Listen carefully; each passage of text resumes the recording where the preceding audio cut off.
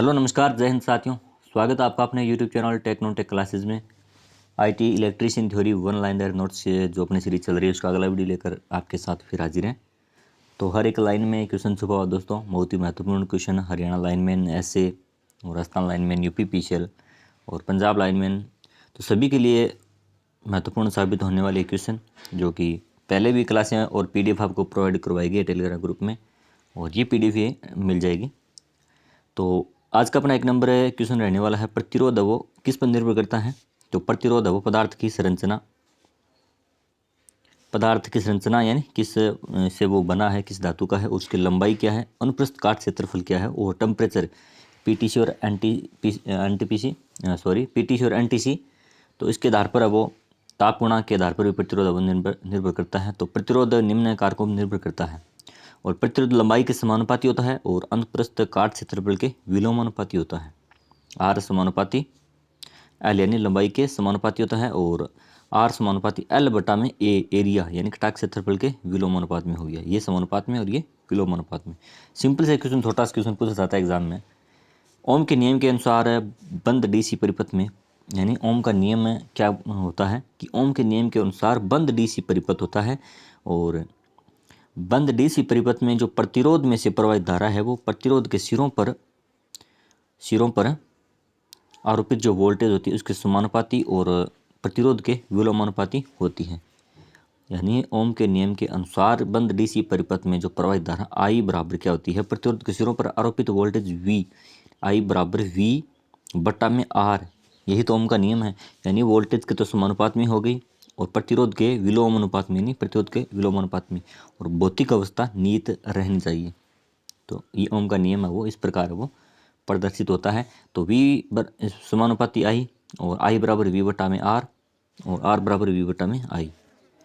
किसी बल द्वारा वस्तु को एक निश्चित दिशा में विस्थापित करना या धकेलना क्या कहलाता है, कार्य कहलाता है। और कार्य का ऐसे मात्रक होता है जूल, और कार्य का प्रतीक यानी जूल का प्रतीक तो होता है जे, और कार्य का प्रतीक है वो डब्ल्यू वर्क। विद्युत कार्य यानी वैद्युतिक कार्य की परिभाषा होती है कि एक कूलाम आवेश को 1 वोल्ट के विद्युत वाहक बल द्वारा प्रवाहित करने को कहा जाता है। और विद्युतिक कार्य की जो इसका मात्रक होता है वो वाट सेकंड या जूल होता है। वैद्युतिक यानी विद्युतिक कार्य 1 जूल बराबर क्या होता है, 1 सेकंड होता है विद्युतिक कार्य में, और इसका प्रतीक भी डब्ल्यू होता है, और डब्ल्यू बराबर वी इंटू क्यू। यानी वैद्युतिक कार्य में वर्क बराबर क्या होता है, V into Q, voltage into coulomb. Q ये है आवेश को मात्रा को निर्धारित करता है, तो क्यू बराबर होता है आई इंटू टी। तो वी बराबर क्यू, और क्यू में ये दोनों आई और इंटू टी, ये इसके अंदर है छुपी हुई चीज़ें हैं।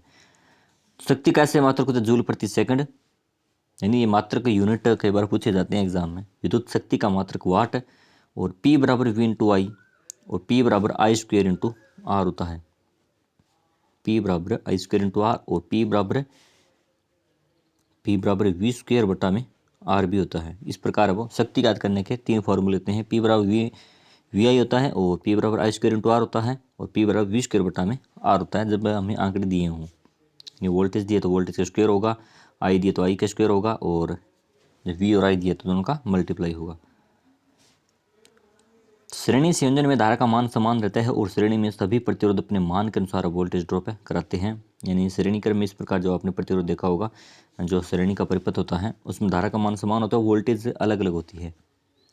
अब बात करते हैं चालकता किस पर निर्भर करती है। तो चालकता अनुप्रस्थ काट क्षेत्रफल यानी एरिया के समानुपात में होती है। चालकता का प्रतीक होता है जी, जी समानुपाती एरिया, और लंबाई के विलोमानुपात में जी समानुपाती ए बटा एल।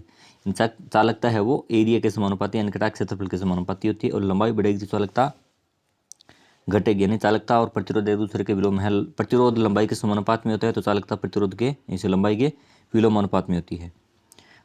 प्रोटॉन और न्यूट्रॉन की कुल संख्या को क्या कहता है, परमाणु भार। प्रोटॉन और प्लस न्यूट्रॉन की संख्या परमाणु भार, या इसको द्रव्यमान भी बोलते हैं। और क्रमांक क्या होता है, एक होता है परमाणु का क्रमांक। तो इलेक्ट्रॉन या प्रोटॉन दोनों में से एक, इलेक्ट्रॉन या प्रोटॉन की संख्या परमाणु क्रमांक होती है। लेकिन प्रोटॉन प्लस न्यूट्रॉन यानी प्रोटॉन या हो फिर इलेक्ट्रॉन हो, प्लस में न्यूट्रॉन तो परमाणु इसका परमाणु को द्रव्यमान। तो प्रोटॉन प्लस न्यूट्रॉन द्रव्यमान होता है, इलेक्ट्रॉन या प्रोटॉन की संख्या परमाणु क्रमांक कहलाती है। अब बात करते हैं चालकों की डाइलेक्ट्रिक स्ट्रेंथ है वो किस में मापी जाती है, किलो वोल्ट प्रति एमएम में मापी जाती है। तो जिस प्रकार अभ्रक की डाइलेक्ट्रिक स्ट्रेंथ कितनी होती है, 20 से 60 किलो वोल्ट प्रति एमएम आंकड़ों के रूप में क्वेश्चन पूछा जाता है। और खनिज तेल के होते हैं 10 से 16 किलो वोल्ट प्रति एमएम, बेकेलाइट 17 से 21 किलो वोल्ट प्रति एमएम, पोर्सिलिन 8 से 12 किलो वोल्ट प्रति एमएम। और यहाँ पर है शुष्क हवा, तो शुष्क हवा की यहाँ पर बताई नहीं है, शुष्क हवा की लगभग होती है 1 से 3 किलो वोल्ट प्रति एमएम। सुपर चालक होते हैं कौन से कि अत्यधिक निम्न तापमान या हो -डिग्री तापमान, या तो बहुत ही कम या फिर माइनस की स्थिति हो, तो उस पर डिग्री तापमान पर कुचालक सुपर चालक बन जाते हैं। जितने भी अचालक होते हैं वो सुपर चालक की तरह व्यवहार करते हैं। और सुपर चालकों में धारा प्रवाह 100% होता है, यानी इसमें आर का मान कितना होता है, 0 शून्य होता है, प्रतिरोध होता ही नहीं है, धारा का 100% प्रवाह होगा, कोई इसमें ड्रॉप नहीं होगा। और कुछ धातुएं हैं उनके बारे में पूछा जाता है कि पारा वो कितने डिग्री पर है सुपर चालक बनता है, तो पारा -268.8 सॉरी -268.8 यहाँ पर नहीं है, -268.8 डिग्री पर पारा। और एल्यूमिनियम -271.9 डिग्री सेल्सियस यहाँ पर लगेगा। और टिन है वो -269.4 डिग्री सेल्सियस पर अब वो सुपर चालक बन जाते हैं। तीनों चीज़ एग्जाम में पूछी गई हैं। उसके बाद में एक सारणी दी गई है, अचालक वर्ग में कौन से जो अचालक आते हैं और कार्यकारी तापमान उनका क्या है, इसके आधार पर आप देख सकते हो कि वायु वर्ग कई बार क्वेश्चन सिंपल सा पूछ लिया जाता है कि वायु वर्ग का तापमान कितना होता है दोस्तों, 90 डिग्री सेल्सियस। और इसमें कौन सी चीज़ें आती हैं, जैसे सूत हो गया, रेशम हो गया, सामान्य कागज हो गया, कचरा हो गया, यानी अखबारी कागज हो गया, कचरा, सूखा कचरा जो भी है वो 90 डिग्री सेल्सियस तापमान वाले अचालक वर्ग वायु में आते हैं। उसके बाद में है अचालक वर्ग ए में 105 डिग्री सेल्सियस तापमान रहता है, और सूत, रेशम और तेल में भिगा हुआ कागज आदि इसमें आते हैं भी। उसके बाद में आते हैं बी ई वर्ग का तापमान होता है 120 डिग्री सेल्सियस। और उसमें आते हैं लेदरोइड पेपर हो गया, एम्पायर क्लॉथ हो गया, फाइबर हो गया। उसके बाद में आते हैं बी वर्ग का तापमान होता है 130 डिग्री सेल्सियस। तो उसमें अब्रक, फाइबर ग्लास, एस्बेस्टोस, वार्निश, अन्य कंपाउंड आते हैं। यानी जब तापमान की मात्रा बढ़ेगी जैसे 90 से 105, 120, तो जी ऊपर वाली जो चीज़ें ये तो सहन करेगी ही, साथ में इनमें और चीज़ें ऐड होती जाएगी। यानी 105 डिग्री सेल्सियस तापमान वाला हो सूत, रेशम इसमें आएगा, और तेल में भिगा कागज़ भी आएगा। इसके बाद में 120 है तो इसमें ऊपर वाले दोनों चीज़ें आएगी, और लेदरोड पेपर ये भी आगे जुड़ते जाएंगे। अब 155 डिग्री सेल्सियस पॉलिस्टर, अब्रक, फाइबर ग्लास, एस्बेस्टस इसमें आते हैं। अच्छा 180 डिग्री सेल्सियस अब्रक, fibre glass, asbestos, elastomer, silicone, रबड़ आते हैं इसमें। और सी वर्ग का तापमान 200 डिग्री सेल्सियस 250 डिग्री सेल्सियस। इसमें अब्रक, पोर्सिलिन, कांच, क्वार्टज कांच, टेफ्लॉन आदि इसमें आते हैं। ज़्यादातर क्वेश्चन इनमें से पूछ लिए जाते हैं कि वायु वर्ग का तापमान कितना है, ए का कितना है, ई और एफ एच सी का कितना है, तो ये आपको याद रखना है। इसके बाद में प्रोटॉन और इलेक्ट्रॉन की संख्या को परमाणु क्रमांक कहा जाता है, हमने बात कर ली थी। जर्मेनियम की परमाणु संख्या 32, सिलिकॉन की 14, कार्बन की 6। जिस विभवांतर पर अचालक की अचालकता समाप्त हो जाए उसे ब्रेकडाउन वोल्टेज कहते हैं। और परमाणु नाभिक की खोज करता है रदरफोर्ड। चालक और अचालक के बीच अर्धचालक होते हैं, एक होता है चालक और एक होता है अर्धचालक, इनके बीच को अर्धचालक बोलते हैं। परमाणु संरचना का सिद्धांत किसने दिया था, तो डाल्टन ने दिया था। धारा और प्रतिरोध का गुणनफल वोल्ट V बराबर I/R होता है। जिस प्रकार भैया बात बताई गई है कि I और R का प्रतिरोध गुणनफल। पृथ्वी का विभव शून्य, पृथ्वी का प्रतिरोध भी शून्य। 250 वोल्ट तक की वोल्टेज निम्न वोल्टेज या लो वोल्टेज होती है। 250 वोल्ट से लेकर 650 वोल्ट तक की मीडियम वोल्टेज होती है। और 650 से लेकर 11,000 तक की जो यानी 11 kV तक की वोल्टेज है वो उच्च हाई वोल्टेज आती है। और 11 kV से ऊपर 11 यानी 11,000 से ऊपर EHT extra high voltage EHT आती है। और वोल्टेज यानी वोल्टेज और धारा का अनुपात प्रतिरोध का प्रतीक होता है R मात्रक ओम। और निम्न प्रतिरोध किसको बोलते हैं, 1 ओम या इससे कम, 1 ओम या इससे भी जो कम होता है वो निम्न प्रतिरोध। मध्यम प्रतिरोध होता है 1 ओम से लेकर 1 लाख तक के बीच वाला प्रतिरोध होता है वो मध्यम प्रतिरोध। उच्च प्रतिरोध का मान 1 लाख ओम से अधिक होता है, यानी 100 किलो ओम। उच्च प्रतिरोध यानी 100 किलो ओम से अधिक होता है वो 1 लाख ओम जो उच्च प्रतिरोध की श्रेणी में आते हैं। विद्युत धारा की जो गति होती है वो प्रकाश की गति के बराबर होती है।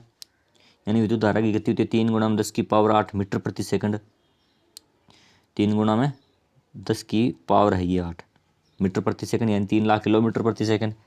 विद्युत धारा की दिशा धनात्मक से ऋणात्मक होती है और इलेक्ट्रॉन की दिशा है वो धारा के विपरीत होती है, यानी ऋणात्मक से धनात्मक की ओर। और विद्युत धारा के 1 सेकंड में 6.24 × 10⁸ इलेक्ट्रॉन अगर 1 सेकंड समय में प्रवाहित होते हैं तो उसको क्या बोलते हैं, 1 एम्पियर बोलते हैं। यह आंकड़ा कई बार पूछा जाता है। विद्युत धारा प्रवाह की दिशा धनात्मक से ऋणात्मक की ओर होती है, यानी धारा की दिशा होती है वो प्लस से माइनस की ओर होती है आई धारा की। और अगर बात करें इलेक्ट्रॉनों की दिशा तो इसकी विपरीत होती है, इलेक्ट्रॉनों की दिशा होती है माइनस से प्लस की ओर। विद्युत धारा में इलेक्ट्रॉन प्रवाह की दिशा यानी बता दिया माइनस से प्लस, यानी ऋणात्मक से धनात्मक की ओर। और धारा 2 प्रकार की होती है, एसी और डीसी। एसी में समय के साथ मान में परिवर्तन होता है और डीसी नियत मान की दिशा होती है। और विद्युत धारा के कुछ प्रभाव होते हैं, जैसे चुंबकीय प्रभाव हो गया, इसी सिद्धांत पर जो फैराडे ने नियम दिए थे। ऊष्मा का प्रभाव हो गया, यानी चुंबकीय सिद्धांत किसने दिया था, फैराडे और ओरेस्टेड ने। और इसके बाद में फैराडे ने प्रेरण के सिद्धांत दिए थे, ओरेस्टेड ने चुंबकीय। और ऊष्मा प्रभाव जूल ने सिद्ध किया था। किरण प्रभाव जो वैद्युतिक लैंप में लगता है, किरण प्रभाव चिकित्सा क्षेत्र में काम में लिया जाता है एक्सरे के रूप में। रासायनिक प्रभाव जैसे सेल या बैटरी, वोल्टा ने जो सेल बनाया था। और गैस आयनीकरण के सिद्धांत पर जितने भी जो लैंप, फ्लोरोसेंट लैंप, ट्यूबलाइट है वो इसमें गैस आयनीकरण के सिद्धांत पर कार्य करते हैं दोस्तों। तो आज के लिए इतना ही, मिलते हैं नेक्स्ट वीडियो में। PDF आपको मिल जाएगी।